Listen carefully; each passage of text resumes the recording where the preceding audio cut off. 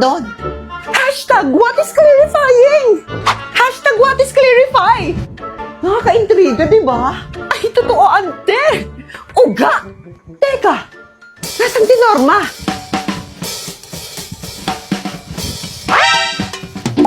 Saglit! Pupuntahan ko rin! Titignan ko!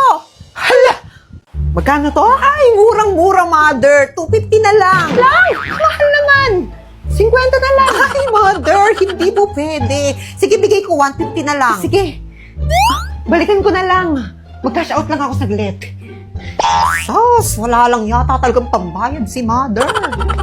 Utang sanla, cash in, cash out, dito na mga suka! Wala pa rin customer. Ante! Ante! Naparito ka. Ano, racket, pautang, pasanla, cash in, cash out, ganon. Ay talaga, saktong-sakto magpapakash out ako 150. Magkano charge? 150 lang. 150 nga. Kaya nga, 150 rin yung charge. Ha? Huwag na pala. Sobrang mahal. Yung OA mo yung charge mo. Hulaan ko. Wala ka pang naging customer, no? Oo nga, Mars. Wala pang customer. Huwag ka na magtaka. Katapat mo lang yung Cebuana, oh. Hindi mo pa yata alam yung chismis sa barangay, ante. Anong chismis? Eh, dyan sa Cebuana, Lumiliero, walang limit ang libre sa cash in tsaka sa cash out, ante. O plus, pwede ka bang manalo sa raffle draw nila? Over 1.2 million pesos ang pamimigay. Naka-promo pa nga yan, eh. Mula September 1 hanggang November 30, 2024, ante. Eh, bakit ngayon mo lang sinabi? Eh, lagi kang wala sa bahay nyo. Yan nga sana ichiching ako sa'yo kasi kalat ka sa barangay. At pwede ka pang mag-transact in 3,500 branches ng Cebuana, Lumiliero nationwide, ante. Totoo nga ang chismis! Libre ang cash in at cash out! Nakita mo? Ang daming tao. May OA pa doon. Kaya pala walang customer. Sa susunod kasi, huwag kang papahuli sa chismis. O siya, dyan ka na. Magsama kayo ng mahal mong charge. Ay, si tatay, sinapian na naman ng alam. Puro na lang alak yung inatupag mo. Ano nangyari sa'yo? Inuuna mo pa kasi yung alak na yan kaysa maghanap ka ng trabaho. Akala mo ba madaling humanap ng trabaho? Siyempre, madali lang yan pare. Gumamit ka lang ng boss job. Find job, talk to boss. Yun!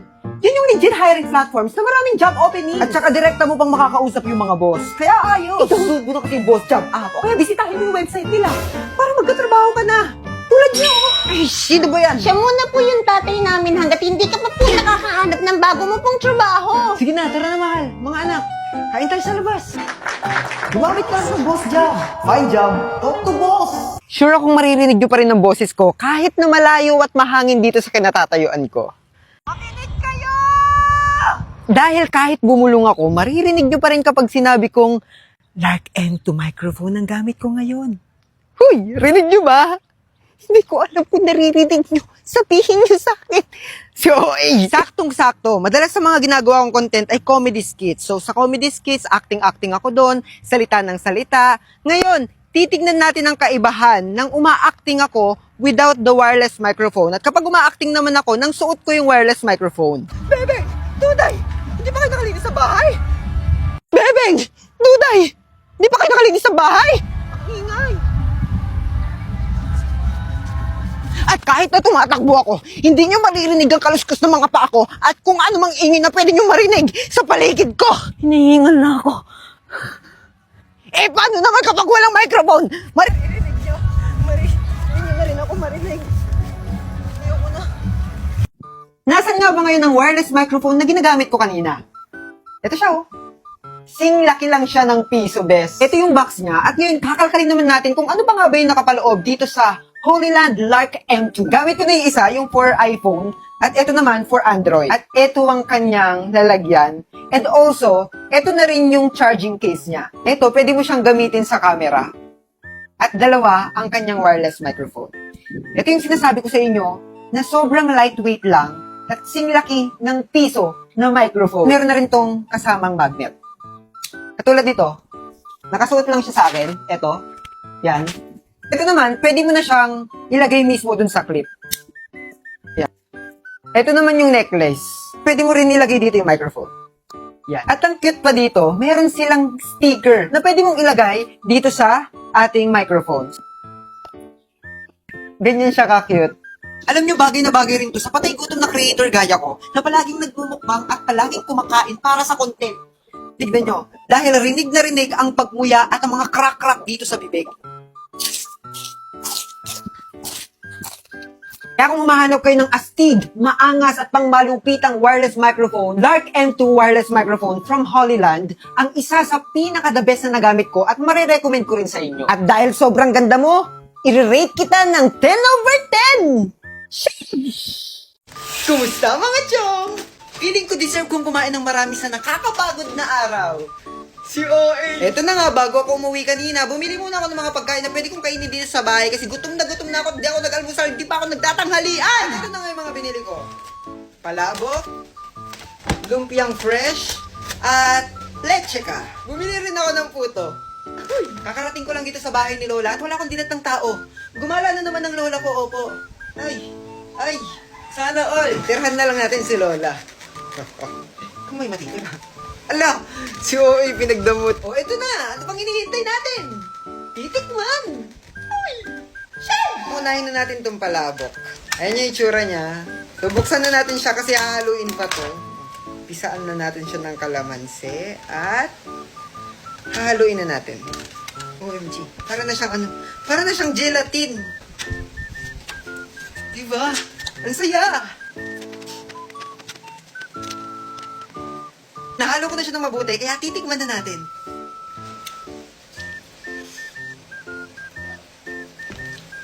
Eto na ang Lola, guys. Kain na. Ang sarap nito. Lasa siyang lasang palabok. Huwag ka. Ang rate ko dito ay 10/10, syempre. Hala, nasa langit na. Saan kayo galing? Diyan, patay. Diyan lang nakakaupo. Subukan naman natin tong lumpiang sariwa. Yan.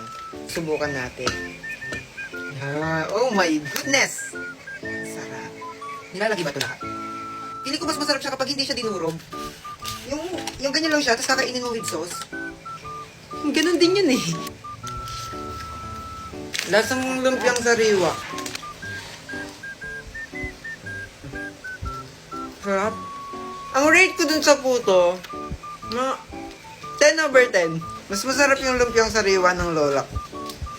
Pero masarap din to, so 10/10 din. Lapit niya. Sauce. Tama. Sauce! At hindi na nga po ako makapaghintay, kaya titikman na rin natin tong leche flan. May siyang leche flan. Oh my God. Feeling ko masyado siyang malambot. Sobrang lambot niya. Pero para sa akin, 9/10 lang siya. Pero masarap pa rin.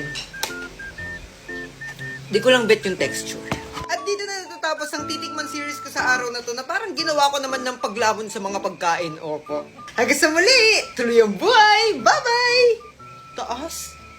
Bye-bye! Kumusta mga chong? Tara magumagahan. Kailangan magmadaling kumain. Pupunta kasi ako ng school ngayon. At hindi tayo pwedeng mali. Kaya kailangan bilisan kumain at gumaya. After nito naligo na. At nagbihis na rin. Nagpaalam muna ako kay Lola kasi gagabihin ako ng uwi. At okay lang daw kasi lagi naman akong ginagabi. Nagre-recycle na naman siya ng ulam para sa tanghalian. Bago umalis, kumuha muna ako ng barya. Tapos iginaya ko na rin itong mga gamit ko. Kinuha ko na ang bag para makaalis na rin. Labas na tayo. At maghanap ng masasakyan. Tinawag ko nga itong pamangkin ko. Hirap na hirap ang kunin ng motor, no? Mas malaki pa kasi sa kanya yung motor. Pumunta muna kami kay Layna. Kasi may kukunin kami mahalaga. Nakasalubong namin si Kuya Marco. At kinumusta ko na rin tong aso ko. Namamaga kasi ang mukha. Kung san-san kasi nagsususuot eh. Katapos kinayna, lumarga na kami. Magpapatid ako ngayon sa kanto para makasakay ng motor. Eto't nakasakay na nga ako mga chong. Nakakatamad pa magbiyahe. Pero kailangan natin pumunta ng school. Tiis-tiis lang para sa kinabukasan. Si OA. Jeep naman ang next kong sasakyan. At kadating pa lang dito sa kanto, mayroon na agad jeep. Hindi na kami maghihintay. Yes, hindi na rin malilate. Init-init na naman ng panahon mga chong. Pero tutuloy tayo sa biyahe. Tara na, let's go!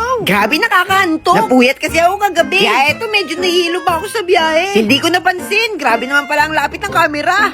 Malapit na kami bumaba. At eto na, nakababa na nga. Agad naman may tricycle na nakasalubong dito. Kaya sumakay na rin ako agad. Para mabilis na lang makapunta sa school. Ang mahal talaga mag-aral. Pamasahe pa lang, ubus baon na. Pero okay lang yan. Ang mahalaga humihinga pa. Ang bilis, parang dumaan lang yung long weekend. Ang dami pang mga activities na hindi tapos. Bahala na si Batman. Eto na, nakarating na ako. Konting lakad na lang. Eto na, nasa school na.